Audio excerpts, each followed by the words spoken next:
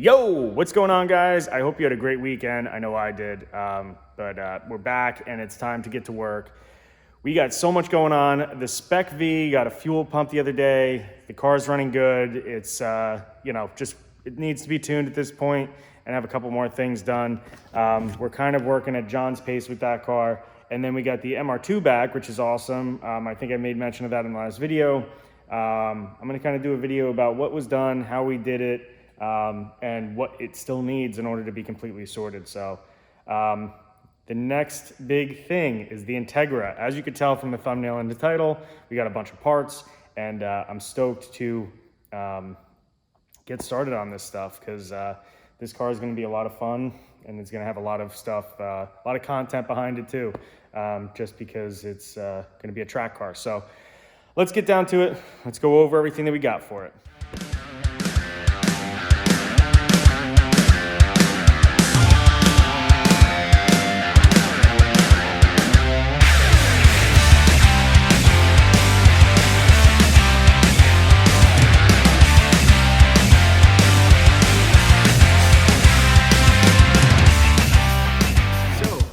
If you didn't watch the other video, go watch it now. Go find out what we did with this Integra, how we got it, what the situation is as far as its condition. As you guys can see, from previously too, like I said, go check out that video. We got dead paint. We got an old car with 215,000 miles on it, but it's all stock. And that is a good thing because that means you're not having to reverse stuff that somebody else did. So it is a survivor in the sense that it's all stock, but it's in rough shape. It needs to be taken care of to get it to the level that we want it. And that's why we're going to be tearing down most of the car. It's always a good thing, especially if you're planning on tracking a car. Tear everything down, see what you're working with. Don't just take something like this and throw some suspension on it, throw some tires on it, and take it out on a track, because I can assure you something's going to happen. You're going to break a bushing, you're going to break a control arm, you're going to break tie rod or something, and you're going to end up spinning off the track, causing yourself damage or somebody else, and you just don't want to do that. So go through the car, and that's exactly what I'm going to be doing. I'm going to be pulling this car apart. Now, it is going to paint, so that's why I'm pulling it apart, but we're going to pull the wheels off, do the look at the suspension, replace a lot of the suspension components, so on and so forth. So with that being said, we got parts.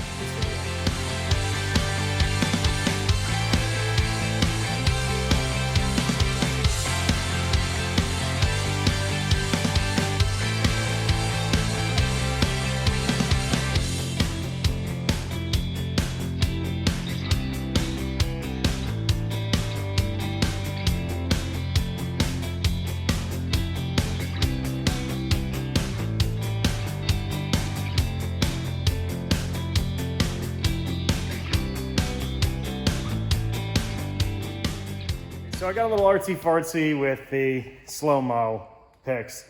Anyway, we got the Spoon Sports N1 exhaust. Yep, they're very hard to find right now, and I did only get the axle back. I did that on purpose.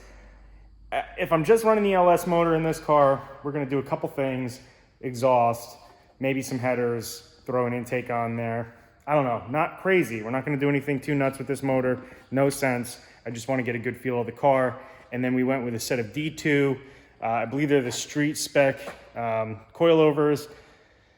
It might seem crazy, but to go that route instead of going with a track type suspension for it. Reason I did it this way, I've never had a whole lot of seat time. I've driven on a track before, but very minimal seat time. And it's actually in a newer GTI. Which, overall, if you're just taking a car out on the track, is probably going to be a lot better power-wise, balance-wise, all that stuff, compared to a 30-year-old car that's not really had anything done to it in quite some time. So this exhaust, I shouldn't say this exhaust, but the exhaust is beautiful. The coilovers, they're cool black with purple. They're not a bad coilover. I've heard they're one of the best for the street. I don't know how they're going to hold up on the track, but they're good enough for now. And the big boys, we got a set of ZE40 Volk wheels. They are 16x7. We're running 205, 45, 16-inch tires on there, and they are Falcon Firestone Firehawk Indy 500 tires, which is a pretty good tire. It's not the best, but for the bang for the buck, it's probably one of the better ones out there, or they're the better tire out there. We're gonna see. We're gonna do this in stages. We're gonna learn. We're gonna do it as a street car almost, and build it accordingly. That way you start tuning the suspension, you start figuring out the modifications that you wanna do to the car that's gonna be best for your track setup. And the best way to do that is kind of start almost with a stock car and go from there.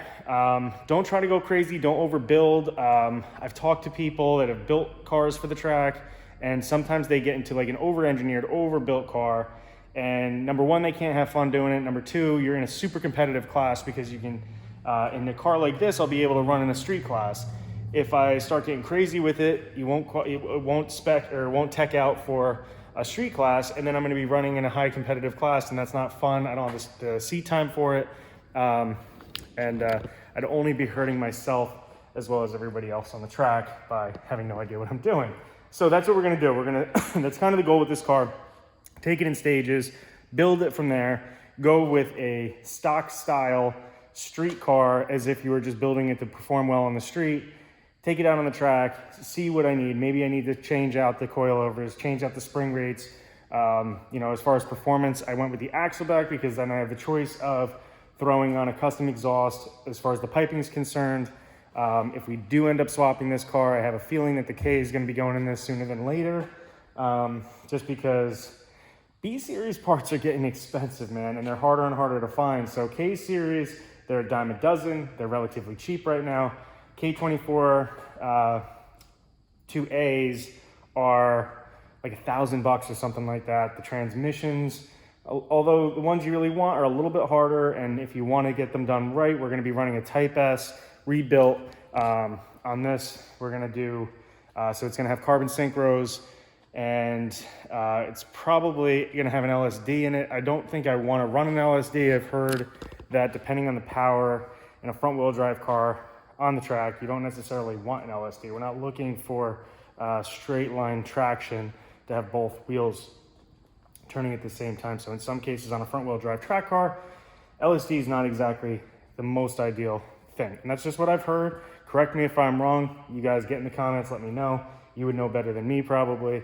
I'm learning as I go here, not trying to claim that I'm an expert, but from my experience, knowledge of the cars, that sort of thing, this is what I've found out. So with that being said, this week we are going to be tearing apart the Integra. We are going to be ripping off all the bumpers, the mirrors, wheels and tires, suspensions coming off the car, because some of the components are going to be salvaged. We're going to be replacing bushings.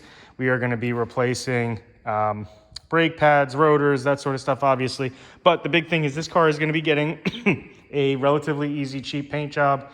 Nothing crazy, but we're probably going to pull the motor, maybe paint the engine bay, but it's also just to kind of be able to refresh the motor while it's out of the car. That way we're not on the track for 10 minutes and it blows up.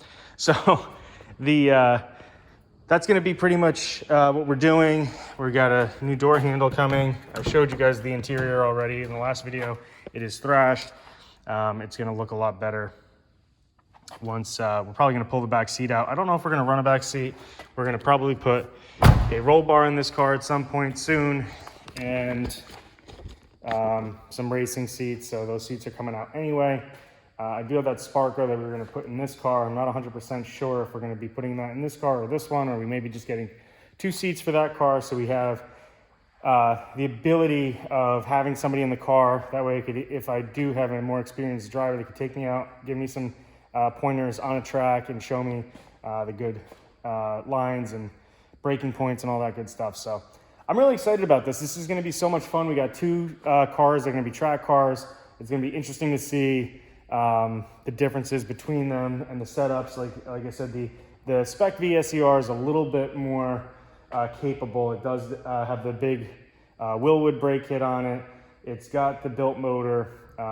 This car has BC coilovers on it with Swift springs already. I think it has 8K, no. It's got drag springs in the back, which is not going to be a big deal to replace those out for a lighter spring. but this car is a little bit more capable. It's tuned. It's got now it's got the Walbro fuel pump in it, and yeah, it's just a little bit better for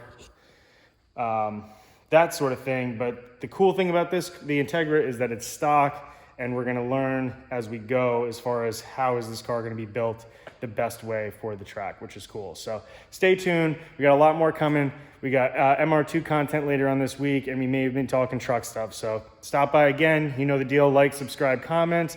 Get in there. Give me some advice. Give me some pointers. Let me know what I said that's wrong, and we'll go from there, all right? So I look forward to talking to you soon, guys. Take care.